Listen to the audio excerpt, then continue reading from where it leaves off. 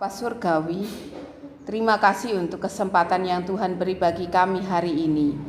Terima kasih karena kami boleh datang kepadamu dan kami boleh menyiapkan hati kami untuk mendengar sabdamu. Mari Tuhan, Engkau bersabda kepada kami dan ajar kami untuk mampu melakukan sabdamu dalam kehidupan kami sehari-hari. Di dalam nama Tuhan Yesus Kristus, kami siap. Amin. Ibu, Bapak, dan Saudara yang dikasihi Tuhan, mari kita membaca bersama-sama firman Tuhan.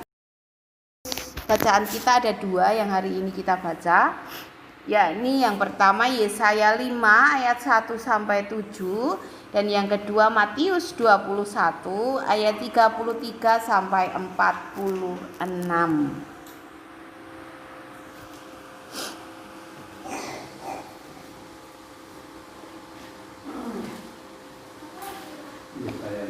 Yesaya 5 ayat 1-7.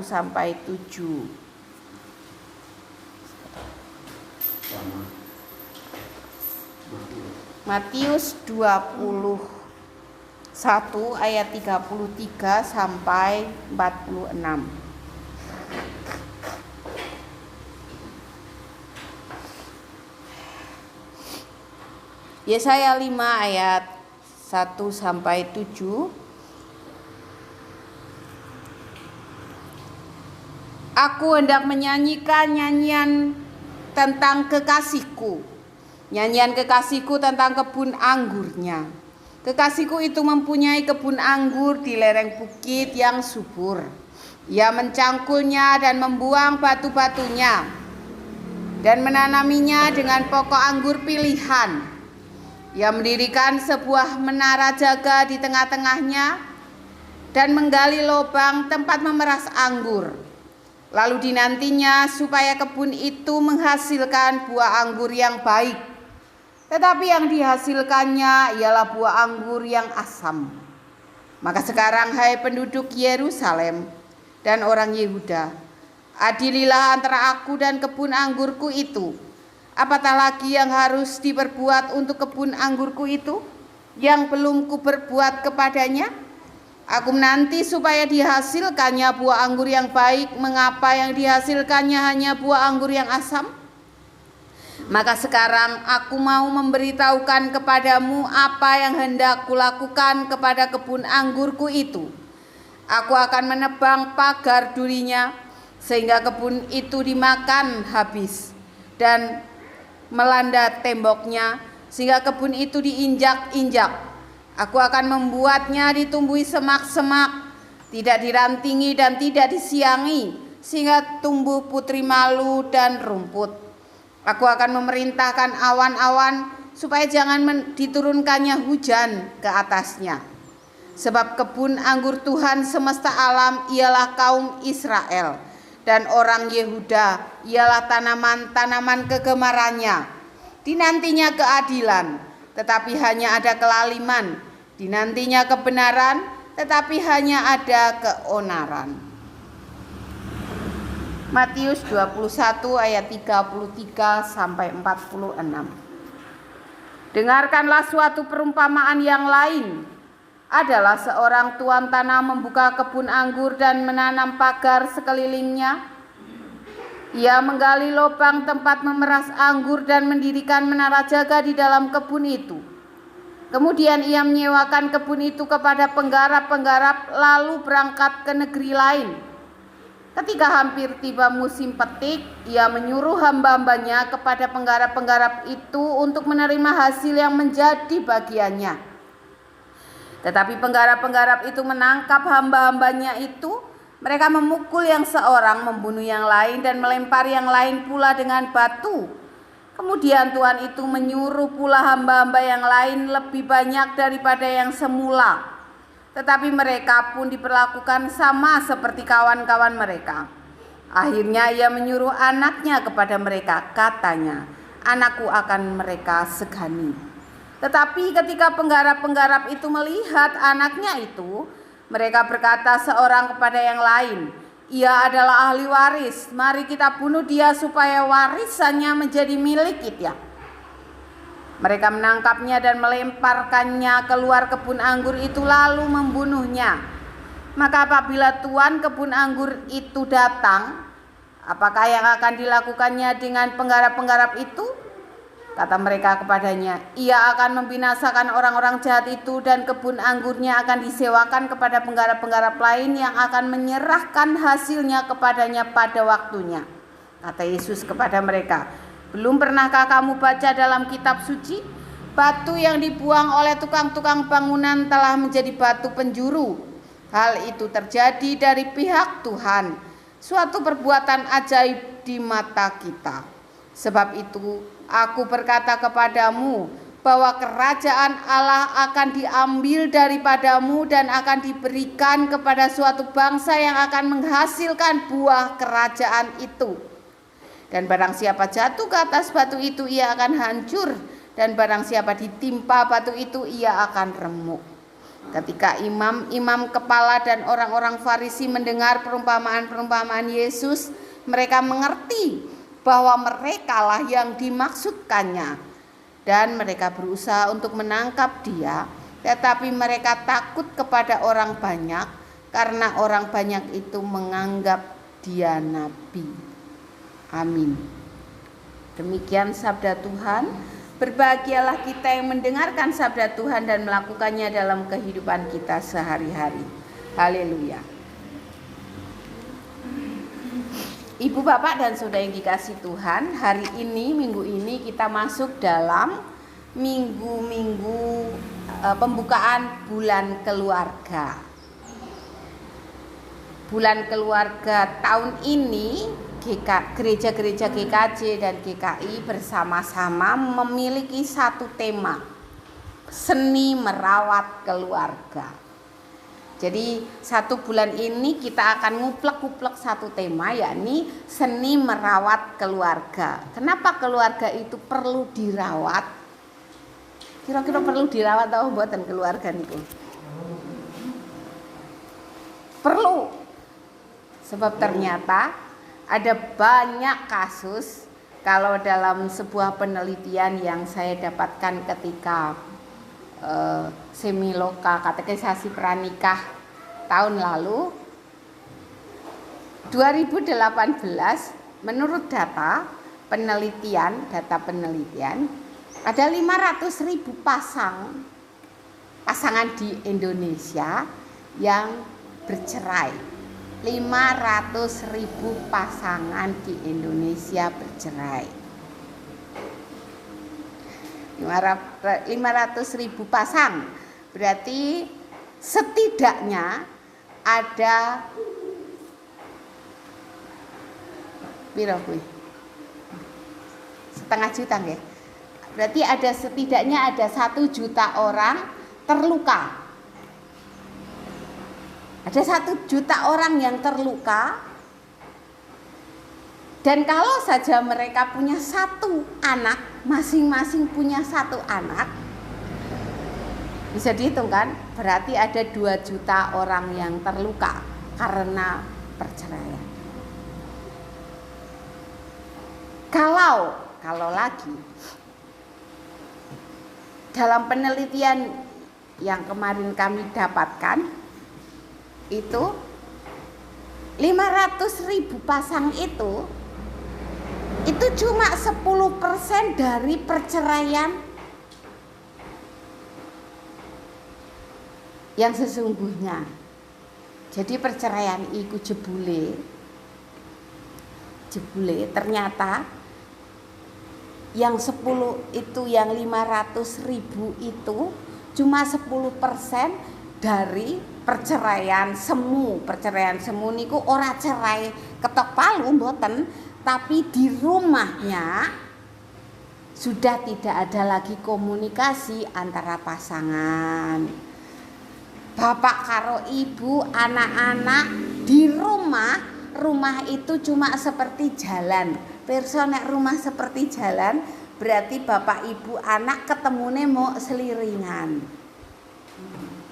Tidak ada lagi meja makan tempat kita ngobrol. Tidak ada lagi 1 meja tempat kita duduk bersama-sama berdoa. Tidak ada lagi 1 tempat tidur untuk ngobrol pasangan. dan sebagainya. Dan mau tidak mau, suka tidak suka, kita ada di dalamnya. Gereja ada di dalam itu. Enggak tahu perceraian semu atau perceraian tenanan, tetapi gereja ada di dalamnya. Mari kita lihat bersama-sama hidup keluarga-keluarga kita. Kalau tadi temanya seni merawat keluarga, tema bulan keluarga tahun ini, maka minggu ini, hari Minggu pembukaan bulan keluarga ini, temanya adalah keluarga bagai kebun anggur. Keluargaku kebun anggurku, bisa dibilang begitu. Artinya, bagaimana kita merawat keluarga kita yang seperti, anggap aja keluarga kita itu seperti kebun anggur. Bagaimana kita merawat kebun anggur kita itu? Dua bacaan yang kita baca tadi bercerita tentang kebun anggur. Kalau Yesaya ngomong, kekasihku punya kebun anggur gitu. Aslinya Yesaya itu punya kebun anggur.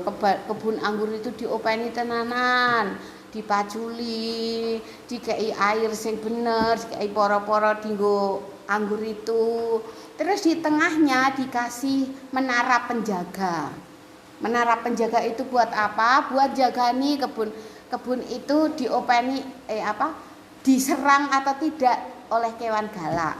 Dan di samping menara penjaga, sekeliling kebun anggur itu dipasang tembok supaya tidak ada lagi hewan yang bisa masuk untuk menyerang kebun anggur itu. Diopeni tenan-tenanan, bukan anggur yang bukan anggur yang manis, tapi anggur kecut. Wes diopeni tenan-tenan, kecut. Kira-kira perasaannya piye? Perasaannya yang punya kebun anggur kecewa. Itu pasti. Nah, kekecewaan pemilik kebun anggur yang di Yesaya 1. Terus kemudian bacaan yang kedua yang ada di Matius 21 itu perumpamaan Allah. Tuhan Yesus mengumpamakan jemaatnya seperti kebun anggur. Kebun anggur yang dimiliki oleh Tuhan. Kebun anggurku. Kebun anggur Tuhan. Di sana ada peraturan bahwa 4 tahun pertama pas menanam sampai 4 tahun pertama, biasanya 4 tahun baru buah normal. Nah, sebelum 4 tahun itu buah cilik-cilik, cuma itu masih harus dipagas, dihabisin supaya buahnya maksimal. 4 tahun pertama itu hasilnya itu masih belum normal, dan pekerja di kebun anggur itu diopeni oleh pemilik. Pekerja diopeni oleh pemilik sebelum anggur itu berbuah. Nah, setelah itu kalau berbuah, buah pertama, buah kedua, buah ketiga, buah keempat, kalau 3 kali berbuah ora dijupuk karo sing duwe, kan kebun anggur ini dipasrahke ke orang yang dipercaya untuk menjaga. Nah, kalau hasil pohon anggur ini, buah-buah anggur ini tidak diambil oleh yang punya selama 3 tahun, 3 tahun berikutnya dari 4 tahun yang pertama itu, 3 tahun berikutnya enggak diambil, tahun keempat itu dianggap milik si pekerja. Enak yo. Tapi pengawuran juga sih. Nah, mungkin yang terjadi ketika itu adalah sudah 3 kali panen kok yang pemilik nggak teko-teko menawa dijolke iku. Jadi dianggaplah punya mereka. Jadi setelah itu ketika pemiliknya menyuruh utusan mau hitung-hitungan mau diopahi, mereka pekerja itu mau diopahi, malah utusannya dipateni. Diutus meneh yang kedua, utusannya dipateni meneh. Terus akhirnya pemilik itu berpikir begini, kalau begitu ku utus aja yang anakku yang kukasih ku utus. Ketika anaknya diutus, apa yang terjadi? Sing duwe iki, ayo dipateni ben kebun anggur iso tapek. Begitu. Dan itu yang terjadi. Yang anaknya pemilik kebun anggur diseret keluar terus dibunuh di situ. Ibu, bapak, dan saudara yang dikasih Tuhan, bagaimana kira-kira perasaan pemilik kebun anggur kalau kebun anggurnya diperlakukan seperti itu? Kecewane yo. Nah, dari dua cerita ini dan kita menghadapkan dua cerita ini menjadi cermin kita dalam hidup berkeluarga secara khusus. Apa yang kita dapat? Ada 2 hal.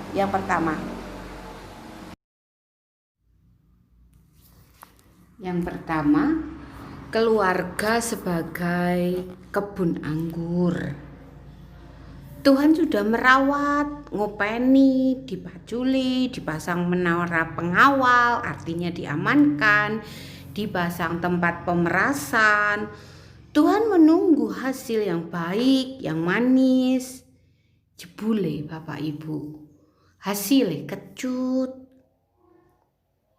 Terus kira-kira harus diapain lagi? Kudu diapake meneh.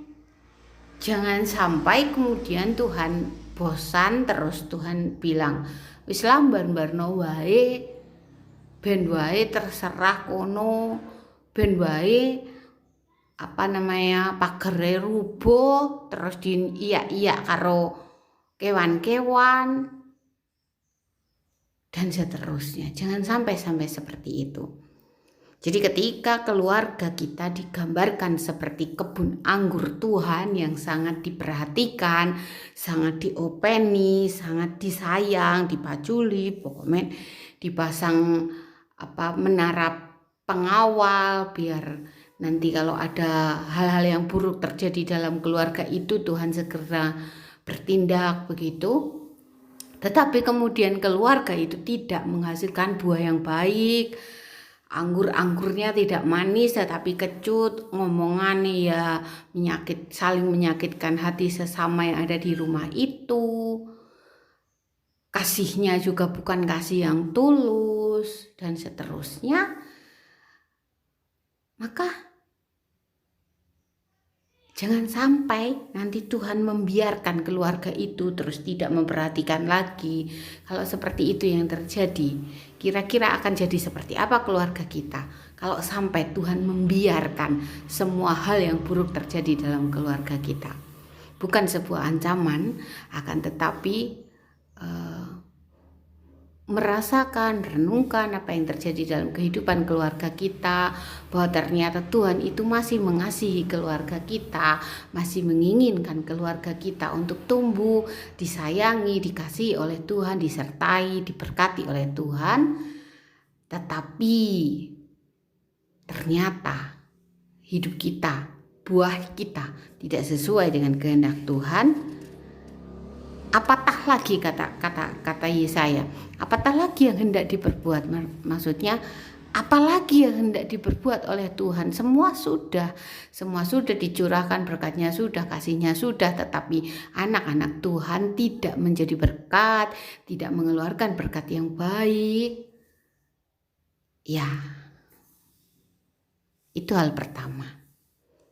Jangan sampai Tuhan kecewa dengan buah kita. Yang kedua, Bapak Ibu dan Saudara yang dikasihi Tuhan, yang kedua, dalam Injil Matius tadi digambarkan bahwa kita setiap anggota berayat itu sebagai orang-orang pekerja-pekerja yang memiliki tanggung jawab untuk ngopeni, untuk merawat kebun anggur milik Tuhan. Jadi dalam sebuah keluarga, saya dan saudara masing-masing pribadi itu punya tanggung jawab untuk ngopeni sesama kita, kebun anggur Tuhan itu. Jadi kalau bapak-bapak yang ngopeni istrinya, ngopeni anaknya, ngopeni mertuanya, ngopeni setiap orang yang ada di dalam keluarga itu, begitu juga dengan ibu juga ngopeni suaminya, ngopeni anaknya, ngopeni mertuanya, dan seterusnya. Ingat bahwa kita itu dititipi kebun anggur oleh Tuhan. Istri kita adalah titipan Tuhan, anak-anak kita adalah titipan Tuhan bagi kita, mertua kita adalah titipan Tuhan yang dipercayakan kepada kita untuk kita openi. Seperti apa kita bertanggung jawab untuk ngopeni titipan Tuhan itu. Kalau Tuhan memberikan berkat kepada kita, itu harus kita openi karena itu milik Tuhan, bukan milik kita. Berkat Tuhan diberikan kepada kita, tetapi Tuhan menunggu tanggung jawab kita untuk memanfaatkan berkat itu.